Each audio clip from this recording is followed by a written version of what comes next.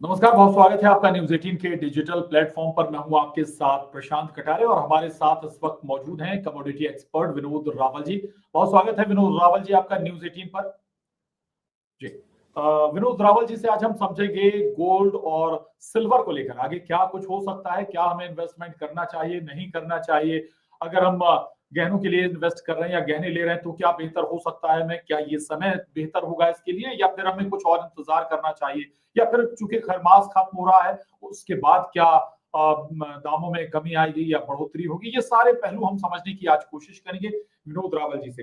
विनोद रावल जी, सोना और चांदी, लेकिन पहले हम सोने की बात करेंगे। सोना कुछ कम हुआ है लेकिन लगातार हाइक बना रहा है। क्या वाकई भी कुछ और कम होगा सोना, या फिर हमें कुछ और इंतजार करना चाहिए, या फिर एक परसेप्शन ये भी है कि भाई खरमास खत्म हो रहा है, विवाह का सीजन आ जाएगा तो फिर डिमांड फिर बढ़ जाएगी गोल्ड की। क्या हम अपनी स्ट्रेटजी बनाए गोल्ड को लेकर? नमस्कार, न्यूज 18 के दर्शकों को मेरा नमस्कार। देखिए, जहां तक आप गोल्ड की बात करते हैं तो गोल्ड बेसिकली जो है वेल्थ प्रोटेक्टर की तरह से है। इससे वेल्थ बनता नहीं है। ये एक तरह से बीमा की तरह रखा जाना चाहिए। और इसमें जो बढ़ रहा है रेट, जो कम हो रहा है, जिसकी हम आज बात कर रहे हैं, देखिए इसको क्या है कि अब आप अगर देखेंगे तो कभी भी गोल्ड बबल नहीं रहा। ओवरऑल आप देखेंगे तो एक साइकिल की तरह चलता है। 4-5 साल ऐसे रहेगा, फिर उसके बाद स्टेबल हो जाएगा। तो ये एक साइकिल की तरह रहता है। तो अभी जो सिचुएशन जिसकी आप बात कर रहे हैं कि खरमास के बाद क्योंकि डिमांड थोड़ी सी बढ़ेगी, क्योंकि शादियां शुरू हो जाएंगी, तो उससे थोड़ा सा ठहराव आ सकता है। पर मुझे नहीं लगता कि इसका बहुत ज्यादा कोई असर होने वाला है, क्योंकि जियो पोलिटिकल सिचुएशन बिल्कुल डिफरेंट है। आप आज जो सोने को डॉलर के साथ अगर आप कनेक्ट करते हैं तो जिस तरह से सोने का जिस तरह से दबाव, गोल्ड इसका डॉलर का जिस तरह से दबाव है, जिस तरह से डॉलर ऊपर नीचे हो रहा है, कहीं ना कहीं सोना उसके साथ कनेक्टेड है। अगर डॉलर नीचे जाता है तो सोना बिल्कुल प्रोटेक्शन की तरह यूज होता है, लेकिन अगर गोल्ड ऊपर आपका डॉलर ऊपर जाता है तो कहीं ना कहीं गोल्ड पर उसका दबाव आता है और उसका फर्क पड़ता है। तो ये एक इंटरकनेक्टेड है। मुझे नहीं लगता कि सिर्फ खरमास के खत्म होने की वजह से और शादियों के सीजन की वजह से गोल्ड की डिमांड में कोई फर्क पड़ेगा या उससे कुछ फर्क पड़ेगा।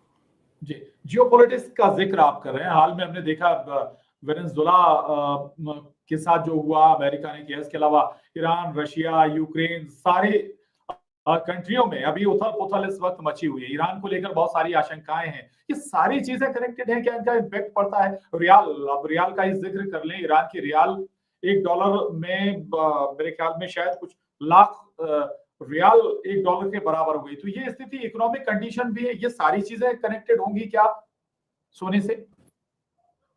बिल्कुल, सोना तो एक बीमा की तरह है ना, एक सिक्योरिटी की तरह। हेजिंग, हमने पिछले एपिसोड में बात की थी कि सोना एक हेज की तरह रखा जाता है।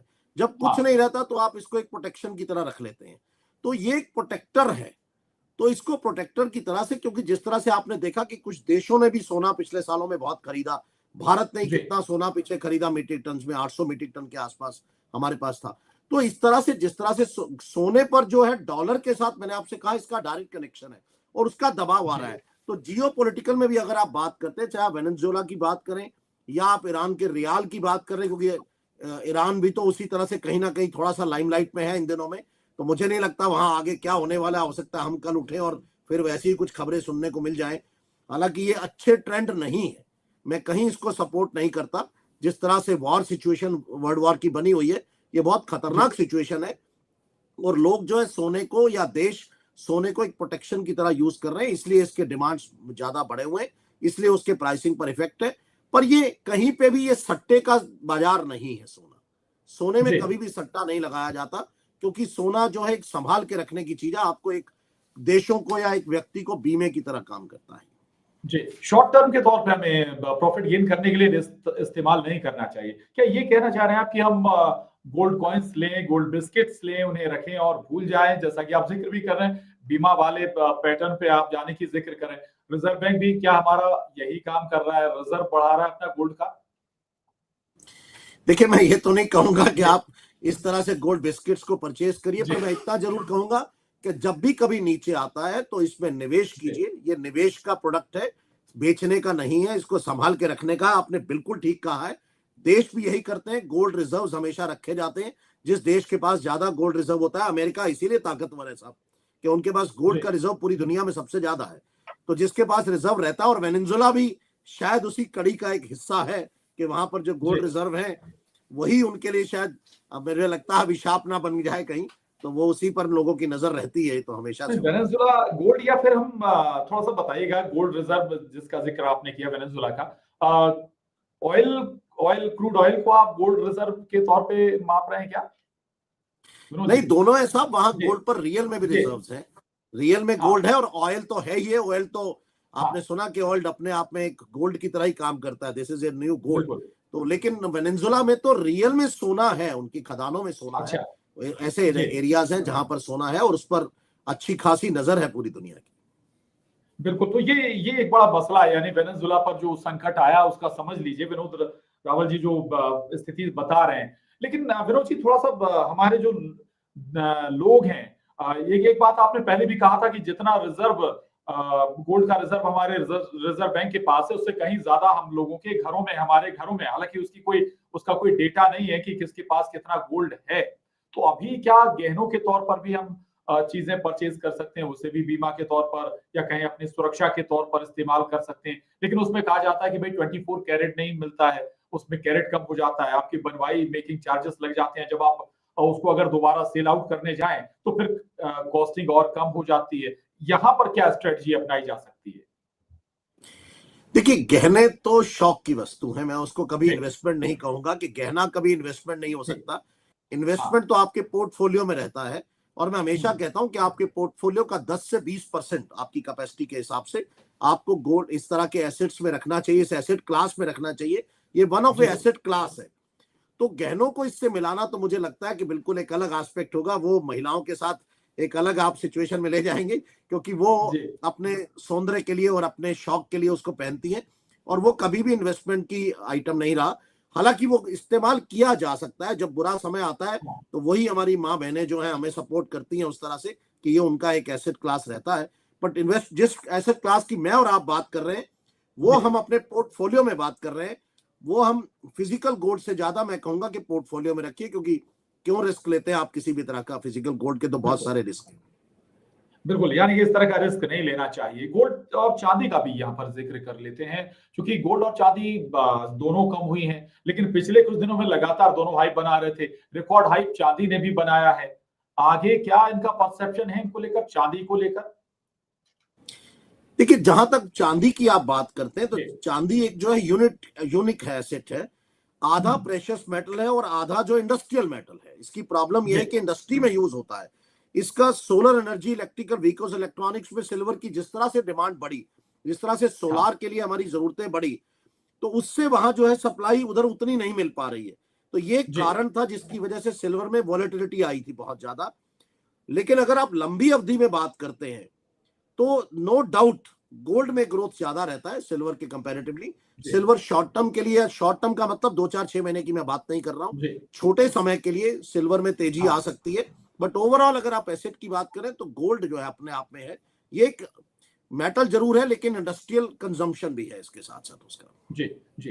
एक और इसका पहलू आपसे समझना चाहूंगा, अब इन्वेस्टमेंट के लिहाज से भी, चूंकि क्या वाकई डिमांड इससे और बढ़ नहीं रही, चूंकि एक तरफ इंडस्ट्रियल यूज भी है, दूसरी तरफ अब गहनों में भी इसका ज्यादा इस्तेमाल हो रहा है, चूंकि सोने के दाम बढ़ रहे हैं तो सोने का, पहले आपने चांदी का गहना बनाया उसके ऊपर सोने का पत्ता चढ़ाकर इस्तेमाल अब अमूमन ये चलन में आ गया है। तो क्या ये नहीं लगता है आपको कि जिस अंदाज में सोना बढ़ रहा है उसका असर चांदी पर भी पड़ेगा या पड़ रहा है?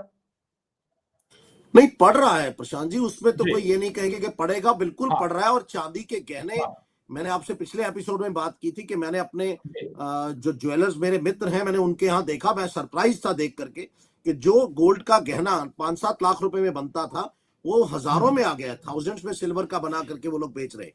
क्योंकि मैंने आपसे कहा, गहने शौक की वस्तु है। गहनों बिल्कुल को अगर आपकी रेंज से बाहर हो जाएंगे, तो ऐसा नहीं कि महिलाएं उसका इस्तेमाल बंद कर देंगी, तो उसका एक अल्टरनेटिव निकाला गया है वो तो। लेकिन जी उससे इसकी मांग पर थोड़ा असर तो पड़ेगा, क्योंकि एक डिमांड एक्स्ट्रा आ गई, आपकी गहनों में जो डिमांड नहीं थी वो भी आ जाती है अगर, जी तो उसका फर्क पड़ेगा। लेकिन अगर आप इन्वेस्टमेंट की बात करें, जिस इन्वेस्टमेंट क्लास के लिए आप बात कर रहे हैं, तो वहां पर ज्यादा मैं अभी भी कहूंगा कि गोल्ड का है। लेकिन अगर आप लंबे समय के लिए इन्वेस्टेड रहना चाहते हैं, तो सिल्वर बिल्कुल एक एसेट क्लास उसी तरह का है, प्राइसिंग उसके ही बढ़ रहे हैं, पर दोनों में बढ़े। हालांकि आज चांदी में थोड़ी सी कमी रही पीछे एक जी। रिकॉर्ड हाइट बनाने के बाद। बिल्कुल। अच्छा, एक एक पहलू थोड़ा थोड़ा हाइपोथेटिकल ये क्वेश्चन हो सकता है, क्योंकि सोना बाहर से आयातित होता है भारत पे, लेकिन अब कुछ माइंस जो एक्सपर्ट्स हैं वो बता रहे हैं कि हमारे इंडिया में भी सोना है कुछ जगहों पर, उनमें शायद मध्य प्रदेश भी एक जगह है।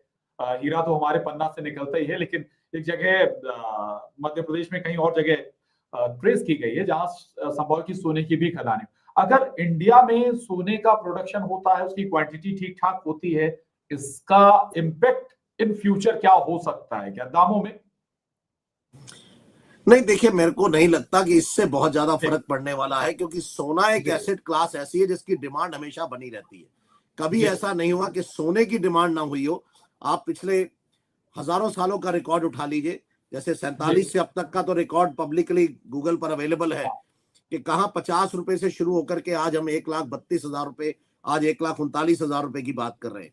तो हम अपने बुजुर्गों से सुनते आए हैं कि 1960 में ये 60 रुपए का 10 ग्राम आया करता था और आज 1,39,000 रुपए। जी तो अगर आप उसको देखते हैं उस तरह से, तो मुझे नहीं लगता कि खदान मिलने से इसकी प्राइसेस पर कोई फर्क पड़ता है। हाँ, सरकारों के गोल्ड रिजर्व जरूर अच्छे हो जाते हैं इससे, और जी गहनों पर, लेकिन इसके भाव पर बहुत ज्यादा असर पड़ने वाला अभी नहीं है, क्योंकि ये कोई ऐसा जी हमको कोई बहुत बड़ा समंदर मिलने वाला नहीं है। मिलेगा भी तो शायद क्वांटिटी कितनी होगी और उसका कैसे कंजम्पशन होगा, उसकी कॉस्ट जी भी है निकालने की सब। जी। अच्छा, जियोपॉलिटिकल आखिरी क्वेश्चन, जियोपॉलिटिकल के मद्देनजर हमारे रिजर्व बैंक की क्या रणनीति है, और क्या रिजर्व बढ़ा रहा है गोल्ड का, क्या स्थिति है अभी? नहीं, देखिए, गोल्ड का रिजर्व तो शायद मुझे लगता है ये सरकारें जो हमारी जी जिस तरह की हैं, और अब जिस तरह की सरकार है, इन्होंने पहले ही कुछ भांप लिया था उसको, और जिस जी तरह से पिछले कुछ सालों में गोल्ड के रिजर्व बढ़ाए गए, हालांकि बहुत सरप्राइजिंग लग रहा था कि ये कैसे क्या हाँ चल रहा है ये, मतलब सबने हमने हैरानी जताई थी इस बात पर आज हम जब हालात को देखते हैं तो हम बिल्कुल अपनी सरकार की पीठ थपथपा सकते हैं कि कैसे उन्होंने जी इसको प्रीएम्प्टिवली और उसको जज कर लिया था कि कुछ ऐसा होने वाला है, कोई ऐसी हम्म, इंटेलिजेंस इंफॉर्मेशन रही होंगी जिसकी वजह से किया। जी तो मुझे लगता है हम बहुत सिक्योर्ड हैं और सरकारों ने अपने रिजर्व जो है बहुत अच्छे डेवलप किए हुए हैं। तो मुझे ऐसा कोई दिखता नहीं कि अभी कोई ऐसे कोई सिचुएशन कहीं को रिस्की है कहीं पे भी किसी तरह से। जी। यानी कि बड़ा महत्वपूर्ण बात विनोद रावल जी ने कही कि जैसा ईरान में हुआ है, रियाल के दाम इतने ज्यादा गिर गए कि एक डॉलर में कई लाख रियाल आने लगे। यानी ऐसी कभी कोई सिचुएशन कम से कम इंडिया में तो नहीं है, आर्थिक संकट जैसी कभी कोई आशंकाएं तो नहीं है। ये बिल्कुल तस्वीर साफ है। बहुत सारी बातें विनोद रावल जी से हुई हैं गोल्ड और सिल्वर को लेकर। आशा करते हैं आपने भी इससे बहुत कुछ समझने की आज कोशिश की होगी, आपके कुछ जो क्वेश्चंस होंगे जहन में उनका आंसर जरूर मिला होगा। विनोद जी, बहुत शुक्रिया, बहुत धन्यवाद न्यूज़ 18 से बात करने के लिए महत्वपूर्ण थैंक यू, जानकारी की। बहुत बहुत धन्यवाद सर।